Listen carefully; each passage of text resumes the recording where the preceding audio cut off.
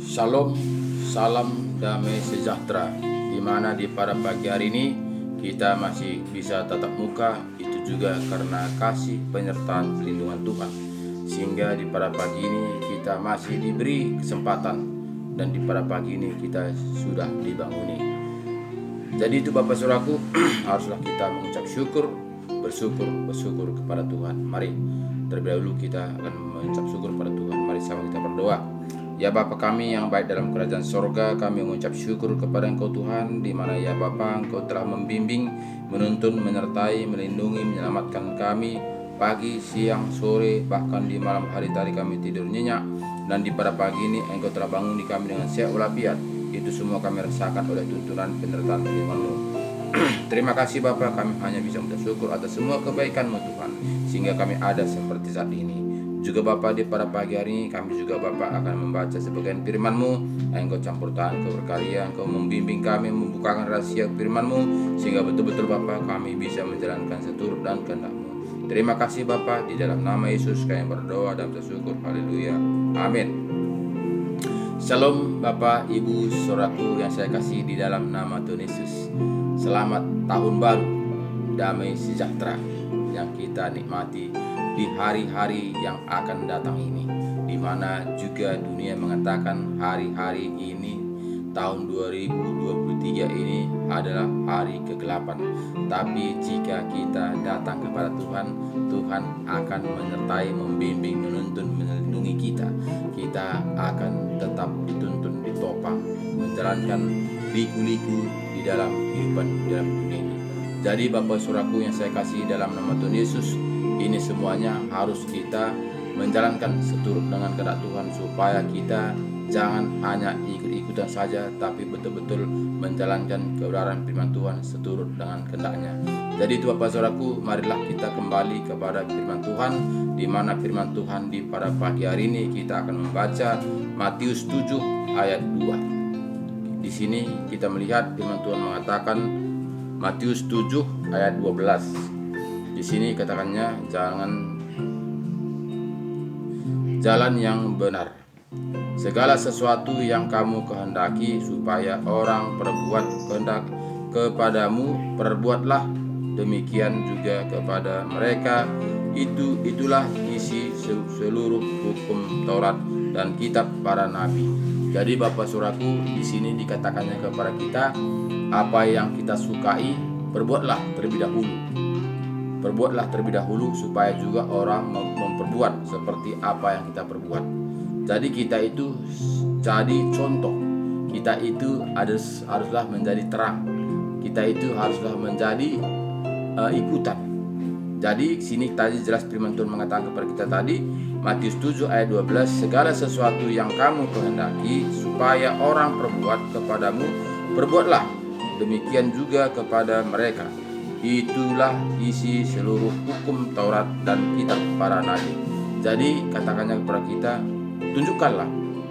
tunjukkanlah apa yang harus kita inginkan, supaya sekeliling kita juga mengikuti apa yang kita inginkan. Jadi kita itu harus menjadi contoh, harus kita itu menjadi berkat hidup di dalam dunia ini, supaya kita itu betul-betul menjalankan seturut dan kehendak Tuhan. Jadi Bapak Saudaraku, menjadi contoh itu tidak gampang. Menjadi ikutan itu tidak gampang. Menjadi terang itu tidak gampang. Kenapa Bapak Saudaraku? Karena menjadi terang itu sedikit aja kita lari dari kenyataan, tentu dunia mengatakan, dunia melihat apa perbuatan-perbuatan kita itu. Karena apa? Karena kita adalah menjadi contoh kita, karena itu kita adalah menjadi terang. Jadi jika kita anak gelap, itu tidak akan kelihatan. Karena apa? Karena di kegelapan itu tidak menjadi terang, tidak menjadi contoh. Jadi banyak saat ini manusia kita melihat banyak mengikuti kegelapan, karena di situ perbuatan-perbuatan apa yang kita perbuat itu tidak akan kelihatan dengan orang banyak. Jadi tidak seberapa manusia mengikuti seturut dengan kehendak Tuhan, karena kehendak Tuhan itu adalah terang, kehendak Tuhan itu adalah bercahaya, kehendak Tuhan itu adalah bersinar. menerangi semua manusia. Jadi jelas firman Tuhan mengatakan, Bapak Saudaraku, segala sesuatu yang kamu kehendaki supaya orang perbuat kepadamu, perbuatlah demikian juga kepada mereka. Itulah isi seluruh hukum Taurat dan kitab para nabi. Masuklah melalui pintu yang sesak itu, karena lebarlah pintu dan luaslah jalan yang menuju kepada kehidupan kebinasaan, dan banyak orang yang masuk melaluinya. Jadi Bapak Saudaraku, sini katakannya kepada kita, jelas firman Tuhan mengatakan, masuklah melalui pintu yang sesak itu. Jadi Bapak Saudaraku, kita melihat kenyataannya hidup saat ini, banyak orang mencari hidup yang nyaman, hidup yang senang, hidup yang berpesta pora, bersenang-senang. Tidak seberapa manusia mau hidup dalam kesempitan, hidup dalam kesengsara, hidup dalam penderitaan. Jadi makanya kita tidak heran kita saat ini melihat, walaupun dia mengatakan saya ini Kristen, artinya pengikut Kristus, tapi masih mengikuti aturan-aturan dunia, mencari kesenangan sendiri, mencari kenyamanan, mencari kenikmatan, mementingkan diri sendiri, egois. Jadi ini semuanya Bapak Saudaraku tergantung kita, di manakah posisi kita. Jika posisi kita itu di dalam Tuhan Yesus, tentu kita itu tidak sama seperti dunia, karena Tuhan sudah memilih kita dari dunia. Jadi kita, walaupun kita ini masih hidup dalam dunia, tapi kita bukanlah anak-anak dunia, tapi kita adalah anak-anak surgawi. Nanti kelak akan nyata. Tapi semuanya itu Saudaraku tidak cukup hanya di bibir saja, tapi kita itu harus melakukan seturut dengan kehendak Tuhan. Makanya di sini tadi mengatakan kepada kita, masuklah melalui pintu yang sesak itu, karena lebarlah pintu dan luaslah jalan yang menuju kepada kebinasaan, dan banyak orang yang masuk melaluinya. Jadi Bapak Saudaraku, kita melihat banyak orang yang datang ke gereja, banyak yang datang kepada Tuhan, tapi tidak banyak orang yang taat dan setia. Kenapa? Karena taat dan setia inilah kesukaran. Nah, jadi bukannya semua orang Kristen pasti masuk dalam kerajaan surga.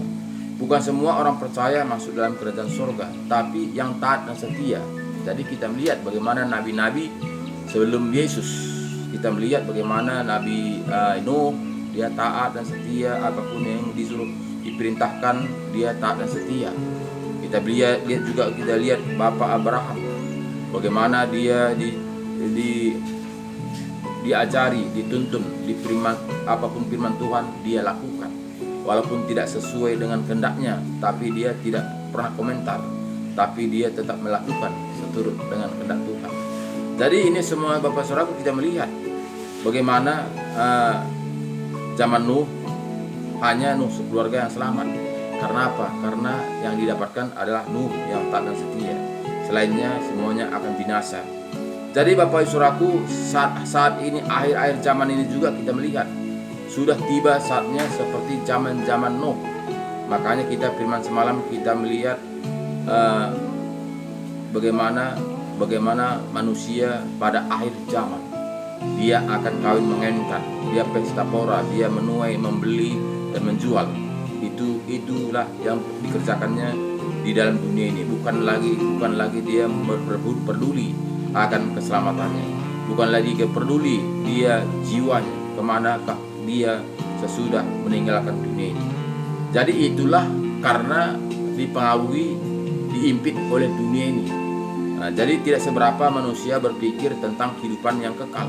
Tidak seberapa manusia mencari kebenaran firman Tuhan dengan sungguh-sungguh, tapi hanya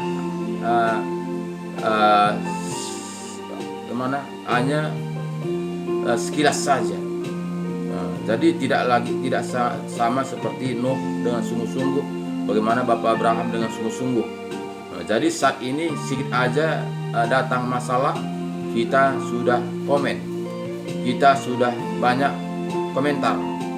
Jadi ini semuanya tidaklah menunjukkan bagaimana seturut dengan apa yang diajarkan Tuhan Yesus. Tuhan Yesus datang ke dunia ini, kita melihat bagaimana tantangan, masalah, pergumulan dihadapinya, tapi dia tidak komentar, dia tidak membantah, dia tidak membalas. Walaupun kita melihat dalam penderitaan yang dialaminya di kayu salib, dia ditunjangi, dia dicambuki, dia disalibkan, dia ditombak, tapi semuanya itu dia pasrah. Jadi Bapak Saudaraku, tidak seberapa manusia mau melakukan kebenaran firman Tuhan dengan pasrah. Sehingga banyak kita ini memakai logika kita, memakai pikiran kita, sehingga kita mengotak-atik firman kebenaran ini sesuai dengan kehendak kita, sesuai dengan kemauan kita, sesuai dengan selera kita. Jadi jika demikian Bapak Saudaraku, apakah kita bisa layak seperti Bapak Abraham menjadi sahabatnya? Nah, jadi ini semua Saudaraku, kita harus mengerti, harus kembali kepada firman Tuhan supaya kita itu tahu jalan-jalannya Tuhan, supaya kita mengatakan seperti dunia mengatakan yang penting kamu percaya saja, yang penting kamu Kristen saja. Jadi tidaklah cukup seperti itu Saudaraku. Jadi jika seperti itu, semua manusia tidak mencari seperti firman Tuhan mengatakan tadi, masuklah melalui pintu yang sesak itu, karena lebarlah pintu dan luaslah jalan yang menuju kepada kebinasaan. Jadi Bapak Saudaraku, jika kita mendengar apa kata orang percaya saja, yang penting ke gereja saja, berarti yang luas. Kita melihat orang ke gereja itu banyak, berarti kalau jika semua orang ke gereja itu selamat, berarti firman Tuhan ini tidak benar. Makanya sini kata sesak, katanya sedikit. Nah, jadi jika kita hanya mengikuti apa kata orang, berarti tidak benar Alkitab ini. Nah, jadi yang benar itu siapa? Apakah kata manusia? Apakah kata firman Tuhan ini? Nah, jadi ini menjadi PR kita Bapak Saudara. Banyak kali kita ini mengikuti apa kata orang. Kita mengikuti ajaran-ajaran manusia, tapi kita menghindari apa kata Tuhan, apa ajaran Tuhan. Nah, jadi jika demikian Bapak Saudaraku, kita mengutamakan apa kata manusia. Jika demikian, kemanakah kita dibawanya? Apakah bisa manusia menyelamatkan manusia? Nah, jadi jika kita mengikuti apa atur manusia, berarti Tuhan kita itu adalah manusia. Nah, jadi Bapak Saudaraku, memang agak kita melakukan kebenaran firman Tuhan ini sangatlah sukar. Makanya sini katakannya tadi, lebar ke jalan api neraka, sempit jalan ke surga. Jadi itu menentukannya kita sendiri Bapak Saudara, bukan dengan siapa-siapa, bukan gereja, bukannya keluarga kita, bukan orang tua kita, bukan anak-anak kita, tapi kita yang menentukannya. Karena nggak bisa manusia dibonceng dan nggak bisa membonceng. Nah, jadi tidaklah kita bisa mendoakan orang tua kita, Tuhan tolonglah bapak saya ini supaya dia selamat. Nggak bisa kita sorong dia, nggak bisa kita mendoakan dia bahwa Tuhan dia itu selamat. Nggak bisa kita membonceng, nggak bisa kita dibonceng. Nah, jadi banyak saat ini kita menganggap jika kita banyak orang mendoakan dia udah selamat. Dia akan dengarkan Tuhan, sehingga doa-doa kita itu akan dengarkan Tuhan. Nah, jadi makanya kita harus kembali kepada firman Tuhan. Tidak bisa kita hanya mencomot-comot saja, tidak bisa kita hanya mendengar apa kata orang. Jadi sini tadi jelas katanya tadi kepada kita, masuklah melalui pintu yang sesak itu, karena lebarlah pintu dan luaslah jalan yang menuju kepada kebinasaan, dan banyak orang yang masuk melaluinya. Karena sesaklah pintu dan sempitlah jalan yang menuju kepada kehidupan, dan sedikit orang yang mendapatkannya. Jadi kita Bapak Saudaraku, kita mendapatkan kehidupan yang kekal itu sama seperti menggali emas yang terpendam. Jadi tidak sama seperti manusia mengatakan asal percaya saja pasti kamu selamat. Jika kita melihat ini tentu tidak. Karena sini tadi katanya pada kita, karena sesaklah pintu dan sempitlah jalan yang menuju kepada kehidupan, dan sesak dan sedikit orang yang mendapatkannya. Jadi itu berusaha semaksimal semampunya. Jadi itu tidak cukup hanya santai-santai saja, tidak cukup hanya percaya saja, tidak cukup hanya ke gereja saja jika kita membaca firman Tuhan ini. Kenapa manusia mengatakan cukup percaya saja? Karena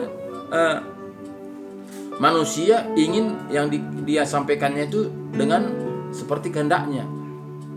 Jadi tidaklah banyak manusia mencari kebenaran firman Tuhan seturut dengan kehendak Tuhan. Jadi kita berusaha sesuai dengan kehendak kita.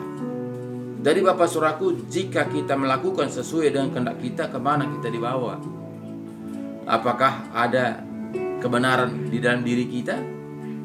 Apakah kita bisa menyelamatkan diri kita sendiri? Itu tidak bisa Bapak Saudaraku. Jadi kembalilah kepada firman. Jadi firman Tuhan tadi mengatakan tadi, masuklah melalui pintu yang sesat itu, karena lebarlah pintu dan luaslah jalan yang menuju kepada kebinasaan, dan banyak orang yang masuk melaluinya. Jadi Bapak Saudaraku, kita melihat akhir-akhir zaman ini utama itu adalah dunia, utama itu adalah pesta pora, utama itu adalah makan minum, utama itu adalah kawin mengawinkan, sama seperti orang-orang zaman Nuh.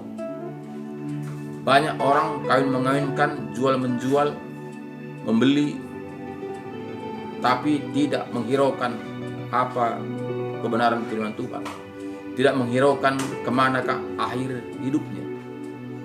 Itulah dengan tipu iblis itu Bapak Saudara, supaya kita jangan mencari kebenaran firman Tuhan dengan sungguh-sungguh seturut dengan Alkitab yang kita baca, supaya kita ini dibawa, supaya kita ini digiring perlahan-lahan ke dalam penyiksaan api yang kekal itu, saudara, tanpa kita sadari. Sehingga kita saat ini kita gabung-gabungkan firman Tuhan dengan aturan dunia, kita gabung-gabungkan. Bahkan kita buat firman Tuhan ini hanya seremonial, hanya sebagai syarat, hanya sebagai tanda. Tapi yang kita utamakan itu adalah aturan-aturan dunia. Kita mengatakan Tuhan, tapi semuanya di dalamnya itu adalah aturan-aturan dunia. Tanpa kita sadari, kita menganggap itu adalah kehendak Tuhan. Tanpa kita sadari, itu semuanya adalah seturut dengan firman Tuhan. Kenapa demikian Bapak Saudaraku? Karena setan itu sangat licik, sangat pintar, karena dia sangat tua. Bagaimanalah dia sudah beribu tahun, sedangkan kita hanya sanggup 80 tahun, 70 tahun. Jadi dia segala akal, dia pintar. Jadi segala cara dia pintar.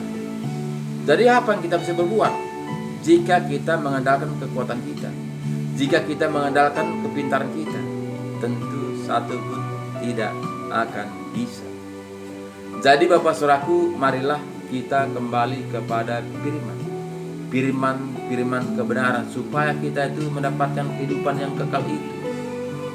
Kehidupan yang kekal itu bukan murahan Bapak Saudara. Seringkali kita menganggap kerajaan surga itu murahan, di mana-mana bisa kita dapat, dengan cara apa saja kita bisa dapat. Cukup percaya saja, cukup ke gereja saja.